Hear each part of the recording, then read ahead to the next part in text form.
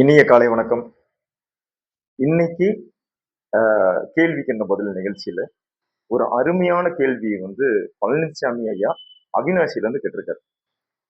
ரொம்ப பாமரனும் படிக்காதவங்களுக்கும் கேட்க தோணக்கூடிய விஷயம் தான். வேற இது கண்டிப்பா எல்லாருக்குமே அந்த யோசனை கண்டிப்பா இருக்கும். கண்டிப்பா இருக்கக்கூடிய கேள்வி. கேள்வி என்னன்னா, கடன் நல்லதா கெட்டதா? அருமையான கேள்வி கேட்டிருக்காரு. ரொம்ப முக்கியமான கேள்வி கேட்டிருக்காரு. ஓகே. இந்த கடன் நல்லதா அப்படிங்கிற கேள்விக்கு கண்டிப்பா கடன் வாங்கி கொடுக்கிற என்னால இதுக்கு பதில் சொல்லித்தான் ஆகணும். அது என்னுடைய கடமை, பொறுப்புணர்வு. அதை மதிச்சு இன்னைக்கு இந்த கடன் நல்லதா கெட்டதா அப்படிங்கிற கேள்விக்கு நான் கட்டாயம் பதில் சொல்லணும். ஓகே. முத விஷயம், உங்களுக்கு முகேஷ் அம்பானி தெரியும் இல்லைங்களா? இந்தியாவுடைய மிகப்பெரிய கோடீஸ்வரர் முகேஷ் அம்பானி. அவருடைய சொத்து எவ்வளவுங்க? இதுக்கும் அதுக்கும் என்ன சம்பந்தம்? சம்பந்தம் இருக்கு, பின்னாட சொல்றேன். அவரோட சொத்து மதிப்பு எவ்வளவு தெரியுங்களா? 7.25 லட்சம் கோடி ரூபாய் அவருடைய சொத்தோட மதிப்பு, அவருடைய சொத்து மதிப்பு. ஓகே. அவருக்கு கடன் இல்லைன்னு நினைக்கிறீங்களா? இருக்குங்க, அவருக்கு கடன் இருக்கு. அவரோட கடன் எவ்வளவு தெரியுமா? 1.26 லட்சம் கோடி ரூபாய் முகேஷ் அம்பானியோட கடன். ஓகேங்களா?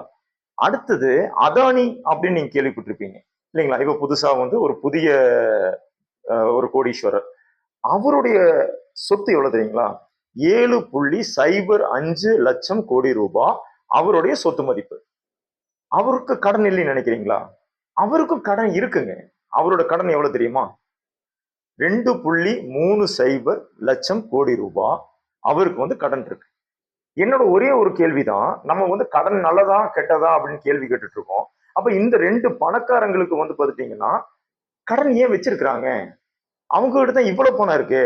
அவர்கிட்ட இருக்கிற அந்த 7.25 லட்சம் கோடியில ஏப்பா பேங்க், நீ இந்த 1.26 லட்சம் கோடி எடுத்துக்கோ, எனக்கு கடனே விட்டுரு, நான் கடன் ஃபுல்லா நான் கட்டி முடிச்சிடுறேன், எனக்கு சொத்து மதிப்பு போதும்னு விட்டுறலாமே. ஏன் எதுக்காக அவரு கடன் இன்னும் வச்சிருக்கணும்? அது அதானி எடுத்துக்கங்க, 2.30 லட்சம் வச்சிருக்கிறாரு, கோடி வச்சிருக்கிறாரு. அதுல ஏழு ஏழு லட்சம் கோடி சொத்து வச்சிருக்கிறாரு. அதுல இருந்து கழிச்சது போக மீதி ஒரு 5 சில்லறை மட்டும் வச்சுட்டு கடன் இல்லாம இருந்துடலாமே. ஏன் இந்த பணக்காரங்க கடனோட இருக்கிறாங்கன்னு நம்ம என்னைக்காவது யோசிச்சு நம்ம பண்ணி பார்த்திருக்கோமா? சரி, இந்த யோசனை பண்ணுங்க. அடுத்த பாயிண்ட் நம்பர் 2க்கு வந்துடுறேன். பாயிண்ட் நம்பர் 2வை பொறுத்த வரைக்கும் நம்ம என்ன சொல்லுவோம் அப்படின்னா, 2 விதமா கடனை பார்ப்போம். ஒண்ணு அபிவிருத்தி கடன் அப்படின்னு சொல்லி ஒண்ணு சொல்லுவோம், லாபம் தரும் வகையான கடன்கள். இன்னொன்னு பாத்தீங்கன்னா நட்டம் தரும் வகையான கடன்கள் அப்படின்னு நம்ம 2 விதமா கடனை பார்க்கலாம். ஓகே. இந்த லாபம் தரும் வகையான கடன்கள்ல என்னென்ன இருக்கு அப்படின்னா, ஒரு சொத்து வாங்குறதா இருக்கலாம், ஒரு இடம் வாங்குறதா இருக்கலாம், அதுக்கப்புறமேல பாத்தீங்கன்னா ஒரு தொழில புதுசா உருவாக்குறதா இருக்கலாம், அல்லது வியாபாரத்திற்காக கடன் வாங்குறதா இருக்கலாம், அப்புறம் ஒரு முதலீடுக்காக கடன் வாங்குறதா இருக்கலாம், நகைக்கடன் வாங்குறதா இருக்கலாம். இந்த மாதிரியான ஒரு லாபம் தரக்கூடிய, பின்னாடி அப்ரிசியேஷன் ஆகக்கூடிய விஷயங்களுக்கு வாங்கக்கூடிய கடன்கள் அப்படிங்கறத அபிவிருத்தி கடன்கள், லாபம் வரும் கடன்கள் அப்படின்னு நம்ம சொல்லுவோம்.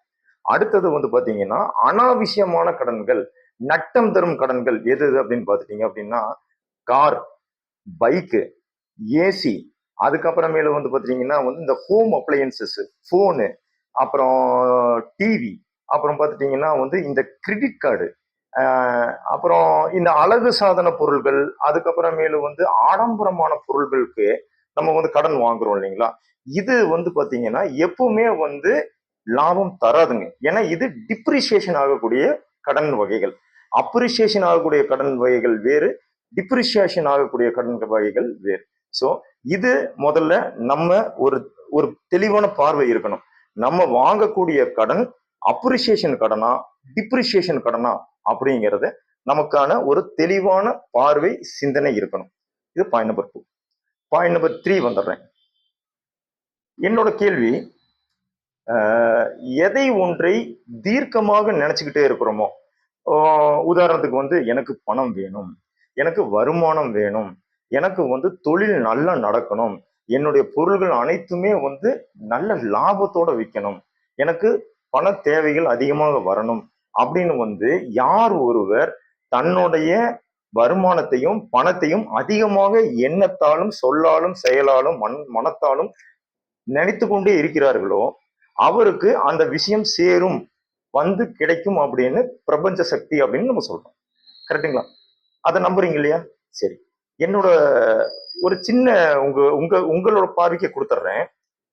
யாருங்க இத பத்தி யோசனை பண்ணிட்டே இருப்பா? யார் ஒருவர் பணம் பணம் பணம் யோசனை பண்ணிட்டு இருப்பா? கடன் வாங்கினவரா, கடன் வாங்காதவரா? கடன் வாங்கினவர் கடனுக்கு வட்டி கட்டணும், அசல் கட்டணுங்கிறதுக்காக பணத்தை அதிகமாக நினைத்து கொண்டே இருப்பார், சிந்திச்சு கொண்டே இருப்பார், அதை பற்றியான எண்ணங்களும் செயல்களும் ஓடிக்கிட்டே இருக்கும். அப்படிங்கிறது அவர் அதை ஈர்த்து கொண்டே இருக்கிறார். கடன் வாங்காதவர் அதை பற்றியே நினைவுகள் அவருக்கு அதிகமான நினைவுகள் அவர் எடுத்துக்கொள்வதில்லை. ஆதலால் இந்த பணக்காரங்க கடனை வச்சுக்கிட்டே இருக்கிறாங்க. கடன் வைக்க வைக்க இந்த கடனுக்கான தொகை வேணும் வேணும் வேணும்னு அவங்களுடைய ஈர்ப்பு, அந்த அந்த வருமான ஈர்ப்பு, பண ஈர்ப்புக்காக அவங்களுக்கு மேலும் மேலும் பணம் சேர்ந்துக்கிட்டே இருக்குது. கடன் வாங்காதவங்க அதை பற்றியான சிந்தனைகள் நம்ம சிந்திக்கிறதே இல்லை. அதனால நம்ம கடைசி வரைக்கும் ஏழையாவே இருக்கிறோம். பணக்காரன் கடன் வாங்கி பணக்காரனா இருக்கிறான், ஏழை கடன் வாங்காதங்காட்டி ஏழையா இருக்கிறான். ஸோ கடன் அப்படிங்கிறது நல்லது தான். ஆனா லாபம் தரும் கடனாக இருந்தால் நல்லது, நட்டம் தரும் கடனாக இருந்தால் கெட்டது. நன்றி, வணக்கம்.